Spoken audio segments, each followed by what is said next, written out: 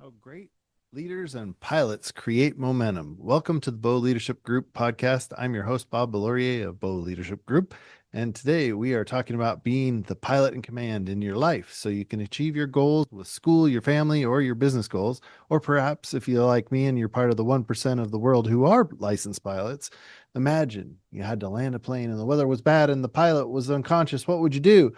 On a modern plane, you might be noticing a button that says land safe, which could actually use the radio and all of the avionics to safely land the plane. Because a good pilot, like a good leader, communicates, listens, uses teamwork, and lands their goals.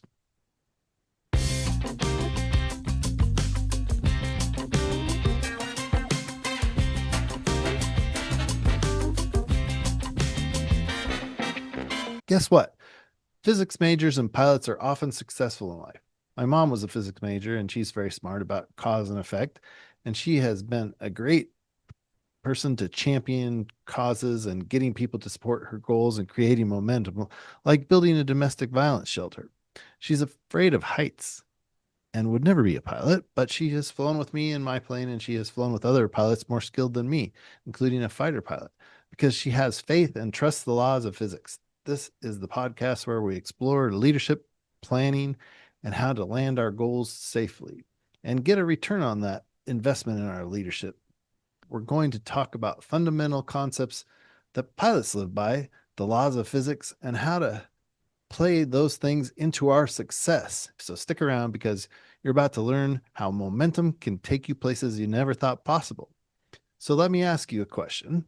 When you're in a cockpit of an airplane, maybe you're not, but you could be in the cockpit of a ship and be a pilot, or in the cockpit of a wagon train.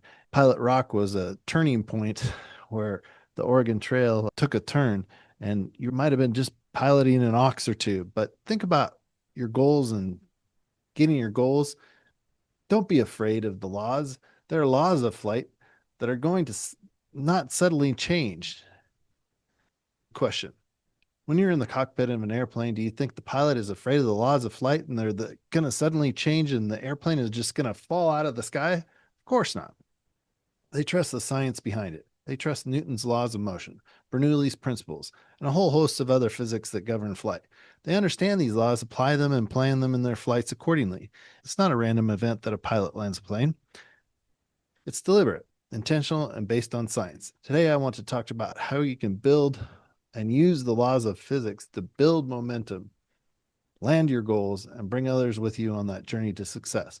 So, I've mentioned some of the things that are important, like flow and mo. Now, let's dive into the first part of our discussion: planning and preparation. When you're a pilot in command, or PIC as we say, you're responsible for the safety of the aircraft, the crew, and the passengers.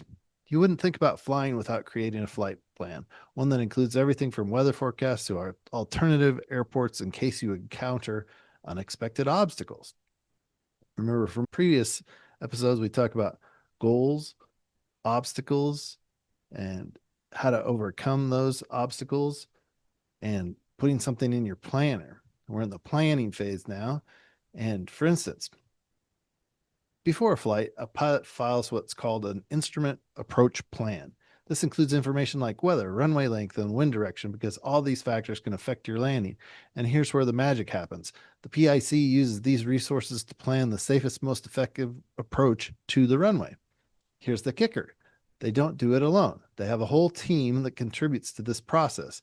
And no, I'm not just talking about co-pilots. I'm talking about flight attendants, passengers, ground control, ground crews, people who fuel the plane, the mechanics who make everything work.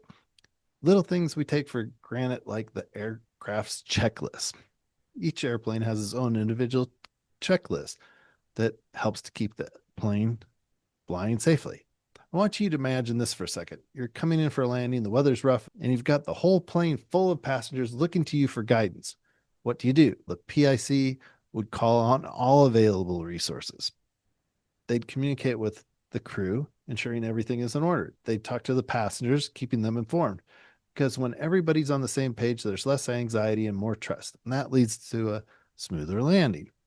I remember an example of my own flying experience that there was a situation where we had to circle for an extended period around some fire and smoke. The smoke was climbing above 24,000 feet, higher than I wanted to fly that day. And so we couldn't climb over it. And we were near the busy Seattle airspace. Instead of focusing on the technical aspects, I addressed my passengers' concern directly, reassuring them that we were following a solid plan and we had enough fuel to reverse course if we needed to. This made a world of difference. I was able to keep the energy calm and positive. I will say, though, I learned on that flight that it probably would have been better to reverse course because even though I was able to land safely and nothing out of my control was really a problem, I broke the rule number one in being a pilot, and that is when you're piloting a command, you shouldn't scare the passengers.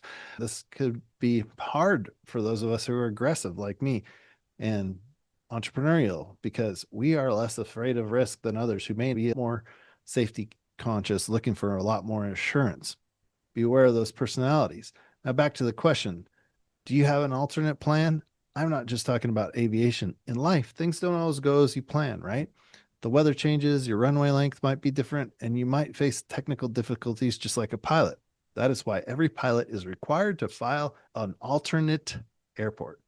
It's just another layer of preparation. When was the last time that you thought about an alternate plan for your life and your life goals? Are you prepared for things when they don't go as expected? How else can you make progress?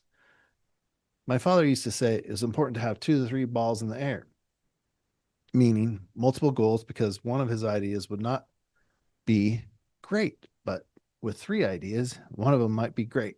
In his case, he was looking to achieve financial goals through fundraising. I've learned that goals can look very different from when we set them, especially when we hit those unexpected bumps in the road. But here's the thing, just like in aviation, when the weather changes, it doesn't mean the flight is over. It just means adjust, adapt, and keep moving forward.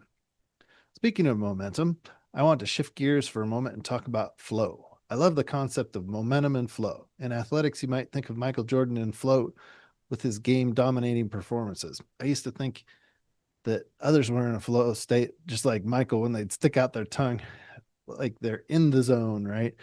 And as a pilot and in leadership, I think it's important that you understand that velocity isn't just speed, it's speed plus direction. And when you combine velocity with direction, you're on your way to momentum. But here's something I bet you didn't think about. Flow isn't just for pilots. Think of athletes like quarterbacks, like Drew Bledsoe. Drew Bledsoe's from my hometown. My mom got me one of his footballs that he autographed, and I used to keep that football in this room where I am right now, but I actually gave it to an auction so it could be auctioned off again for a good cause. Drew's dad was a football coach in town, and there were occasions when he was the best quarterback, but he didn't get to play because of the coach's decision. But Drew was a true teammate who could keep the flow going and was always prepared to step in and had some very notable wins. When Tom Brady suffered a leg injury in the AFC Championship in 2001, Drew took over and had a fantastic game, and they didn't beat a slouch team either. They beat the legendary Pittsburgh Steelers. Drew took the Patriots through a championship game that set the stage for Tom Brady to win his Super Bowl. Drew had to adjust his dream of quarterbacking in the Super Bowl, no doubt. He's an amazing athlete, but he also has been tremendously generous in the community. He may be bigger than many will ever be because he created tracks and gyms and things for kids to develop in his hometown. That's pretty priceless. And anyway, that's true in leadership too, right? When you do things for others. But back to the momentum idea. Think about Tom Brady in 2017 and the Patriots facing an almost insurmountable deficit in the Super Bowl against the Atlanta Falcons. But what happened next? Brady led the Patriots on an unbelievable comeback, and they ended up winning the game. But how did this happen? It was the flow of the entire team creating that momentum together. Brady was seen running up and down the sidelines, pumping up his teammates, motivating them, and keeping them in the game and focused. His leadership created that momentum. And when they started clicking, that momentum was contagious. Fans in the stadium who were ready to leave because it looked like a blowout started believing again. Patriots fans at home were re-energized and they hosted parties and momentum spread. The next thing, they're celebrating in Boston with a Super Bowl parade. When you go from flow to mo, it's contagious. Momentum can take a team, a business, or even a group of passengers to heights they never thought possible. I heard a CEO say that creating momentum is his main job because there are a million great ideas, but without momentum, they won't happen. But you've got to create that flow first, just like a pilot prepares for their flight by checking the weather, alternative airports, and runway conditions. You've got to make clear the direction and an action plan. But don't forget, momentum is contagious. So, momentum can go the wrong way. We talk about this in culture, right? It only takes one person to create a great culture. That's the good news. The bad news is that it only takes one person to create bad momentum or a bad culture. When others see you leading with confidence and purpose, they'll join in and the energy becomes exponential.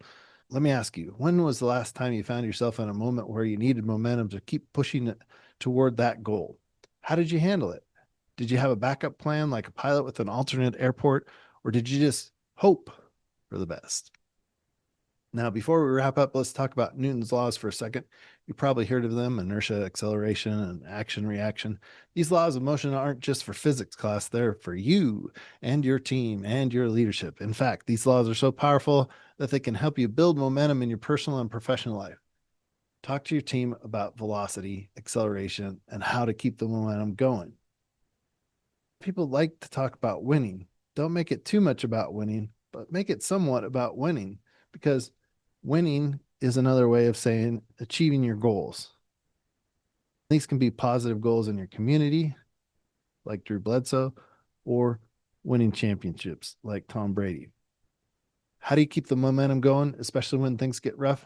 When you do, you are building resilience in advance when you tell people how to make a Brady like comeback. Some people do not believe that you can create momentum. I've run into this many times, but remind them of sports. Remind them that the laws of physics exist and airplanes don't fall out of the sky, because there are laws to these things that reasonable and wise people have helped us to understand.